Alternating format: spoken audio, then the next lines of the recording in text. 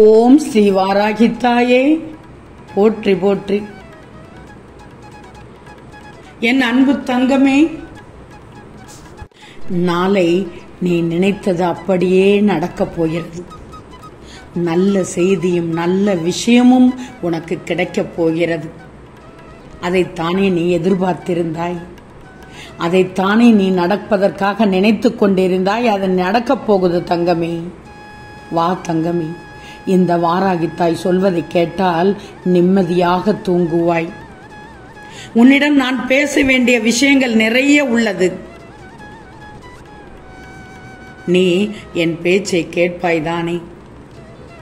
எவ்வளவு துன்பம் வந்தாலும் அதை சமாளித்து தைரியமாக இருக்கிறாய் என்பதை நினைத்து நான் பெருமைப்படுகிறேன். இந்த தாய் பொறுப்பாகவும் தெளிவாகவும் முடிவெடுக்கும் நீ ஏன் உன் பிரச்சனைகளை நினைத்து இப்போது உன் நிம்மதியை கெடுத்துக் கொண்டிருக்கிறாய்? மற்றவர்கள் மேல் எரிச்சல் பட்டு வாழ்க்கையை ரணமாக்கி வைத்துள்ளாய். அதை எப்படி சரி செய்வது என்று தெரியாமல் இருண்ட காட்டில் நுழைந்தது போல் இருக்கிறாய். இப்படி இருப்பதால் தான் உனக்கு வாழ்க்கையே நரகமாக தெரிகிறது. உன் வாராகித்தாய் உன் பிரச்சனைகளை பார்த்து கொள்ள மாட்டேனா என்ன? உனக்கு ஒருவரை பிடிக்கவில்லை என்றாலோ, அவர்கள் செய்த காரியம் பிடிக்கவில்லை என்றாலோ அவர்களை விட்டு விலகிவிடு என்றுதான் சொல்கிறேன். உன்னை காயப்படுத்தும் ஒரு விஷயம் பிடிக்கவில்லை என்றால் அவற்றின் நினைவுகளை மனதிலிருந்து அறவே துடைத்துவிடு. ஆனால் நீயோ மனதிற்கு பிடிக்காமல் அவர்களை ஏற்றுக்கொள்கிறாய். அது உனக்கு நீயே செய்யும் அநியாயம்.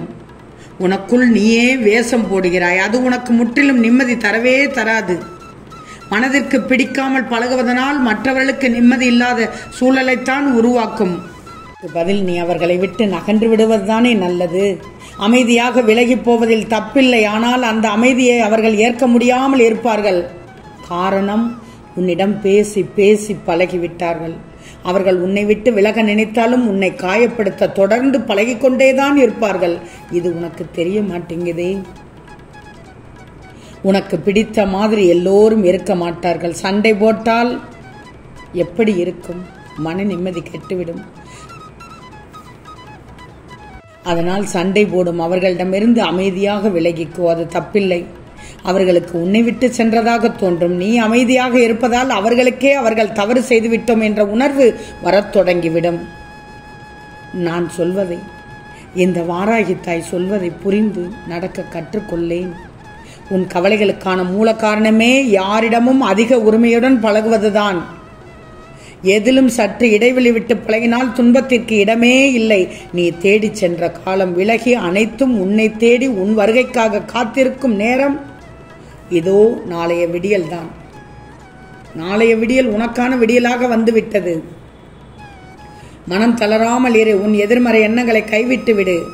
நிச்சயம் உன் வாழ்க்கை ஒளிமயமாக போகிறது. அடுத்தவர்களால் உனக்கு நன்மை எதுவும் இல்லை என்பதை நினைக்கச் செய்யவே இன்னும் நிறைய அறிவுரைகளை கூறி உள்ளேன். அதன்படி கேட்டு நட. வெகுளியாக மட்டும் இருந்து விடாதே. உனது அன்பான குணத்தை தெரிந்து கொண்டார்கள். உன் பாசமான பண்பை தெரிந்து கொண்டார்கள். உன் அப்பாவி குணத்தை அவர்கள் முற்றிலுமாக தெரிந்து கொண்டார்கள். அதுதான் உண்மை. இதனால் நீ பொருளை இழந்து விட்டாய், நம்பிக்கையையும் நீ இழந்து விட்டாய். அந்த கெட்ட காலங்களை நினைத்து பார்க்க வேண்டாம், வேண்டவே வேண்டாம். அவையெல்லாம் பஞ்சு மெத்தையில் உனக்காக வைக்கப்பட்ட முட்கள் போல குத்திக் கொண்டிருந்தவை. காலங்கள் மாறிவிட்டன. இனி வருவதெல்லாம் நல்ல காலம். உன் கையை பிடித்து தூக்கி நிறுத்துகிறேன். உலகில் உண்மையான உறவு இந்த வாராகித்தாயை தவிர வேறு யாரும் இல்லை என்பதை நீ புரிஞ்சிக்கோ. நீ ஆனந்தமாக இருக்க வேண்டும் என்பதற்காகவே இவற்றையெல்லாம் செய்தேன். பொய்யான உறவுகளை விலக்கி வைத்தேன். ஆனந்தம் மனமகிழ்ச்சியை தரும். உனது கோரிக்கைகளை அனைத்தும் நிறைவேறிய பிறகுதானே மனமகிழ்ச்சி வருகிறது. அதனால் உனது கோரிக்கைகளை அனைத்தும் நிறைவேற்றி நலமாக வைத்துக் கொள்ள முயற்சி செய்து கொண்டிருக்கிறேன். கவலைகளை மறந்து இந்த தாயின் மடியில் நீ நிம்மதியாக ஓய்விடு. நான் இருக்கிறேன் உனக்கு. ஒரு நிமிடம் கூட விடாமல் உன்னை காத்துக்கொள்வேன். கண்டிப்பாக உனக்கானவை பூர்த்தி செய்யப்பட்டு ஆசீர்வாதங்கள் வழங்கும் நாள் நாளைய விடியல். உன் உன்னதமான நம்பிக்கையை நான் அறிந்து கொண்டேன். உன் உன்னதமான பொறுமையை நான் அறிந்து கொண்டேன். உன் சந்தோஷத்தில் என் சந்தோஷமும் உன் துயரத்தில் என் கண்ணீரும் இருக்கிறது. உன் சண்டையில் என் மீது கொண்ட உரிமை தெரிகிறது. அடம் பிடிக்கும் போது உனக்கான நல்லது கெட்டது தெரிய வேண்டும் என்ற பொறுப்பு எனக்குள்ளது. நாளை நீ எதை எதிர்பார்த்து இருக்கிறாயோ, நீ எதை மனதில் நினைத்தாயோ அதை நடக்கச் செய்ய போகிறேன். நீ எதை எதிர்பார்த்து இருப்பதை அது உன்னை தேடி வரச் செய்வேன். மிகப்பெரிய சிக்கலுக்கு இன்று இறுதி நாள். இன்று இரவுக்குள் அனைத்து சிக்கலும் தீர்ந்துவிடும். நாளைய விடியலே நல்ல செய்தியாக இருக்கும். நீ நினைத்தது நடக்குமா நடக்காதா இப்போதே தெரிந்து கொள்ளேன். சர்வ நிச்சயமாக கூறுகிறேன், நடக்கும். உனக்கானது நல்லது நடக்கும். உனக்கு இந்த அழுகையும் கலக்கமும் இருந்த உனக்கான சோதனை காலம் முடிந்துவிட்டது. வாழ்க்கை என்பது நீ நினைக்கும் அளவுக்கு, பயப்படும் அளவுக்கோ அல்லது குழப்பம் நிறைந்ததோ அல்ல. இங்கு எதுவுமே நிரந்தரம் இல்லையே. கஷ்டங்களோ சந்தோஷங்களோ எல்லாம் ஒரு நாள் வந்த வழி எப்படியோ அதே வழி திரும்பத்தான் செய்யும். அது சந்தோஷம் என்றாலும் சரி, கஷ்டம் என்றாலும் சரி. கவலைப்படக்கூடாது. வாழ்க்கையில் பக்குவத்தை முழுமையாக அறிஞ்சிக்கோ. இந்த பாதையில் என்னுடைய துணை நிச்சயமாக இருக்கும். ஆனால் வழியில் முட்கள் இருக்கத்தான் செய்யும். நீ என்னதான் கவனமாக பார்த்து நடந்தாலும் உன்னை காயப்படுத்தத்தான் செய்யும். காயம் வலியை உண்டாக்கத்தான் செய்யும். அந்த வலியை நீ தூக்கி எறிந்து தொடர்ந்து நடைபோட்டு கொண்டே நீ உன் வாழ்க்கை பாதையில் சென்று கொண்டிருந்தால் இறுதியில் உன் கால்கள் மலர்கள் நிறைந்த செம்மையான பாதையில் பயணித்துக் கொண்டிருக்கும் என்பதை நீயே உணர்வாய். உன் துன்பங்கள் விலகி ஓடிவிடும். இன்பங்கள் வந்து சேரும். உன் அழுகுரல் எனக்கு கேட்காமல் இருக்கிறது என்று நினைத்தாயா? பாவங்கள் செய்பவரும் தீங்கு இழைப்பதையே குறிக்கோளாக கண்டவரும் சிறப்பாக வாழ்ந்து வருகிறார்கள் என்றும், ஒரு பாவம் அறியாத எனக்கு 8 திசைகளிலுமிருந்தும் ஏன் துன்பமும் துயரமும் சூழ்ந்துள்ளது என்று கேட்கிறாய்.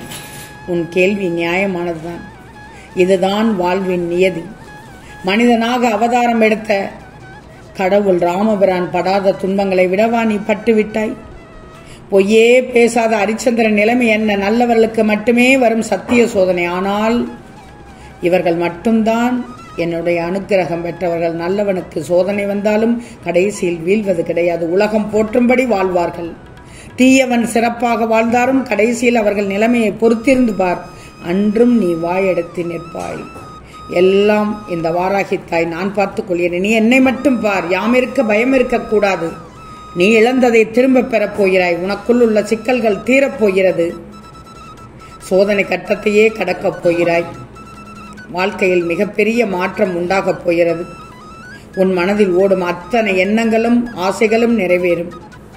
நிகழ்கால வாழ்வு என்பது மிகவும் முக்கியம். எதிர்காலம் நல்லதாக அமைய வேண்டுமென்றால் இந்த தாயின் அறிவுரையை கேட்டு அதை புத்தியிலும் மனதிலும் நிலைநிறுத்திக்கோ. நிச்சயம் நல்லது நடக்கும். மகிழ்ச்சியா.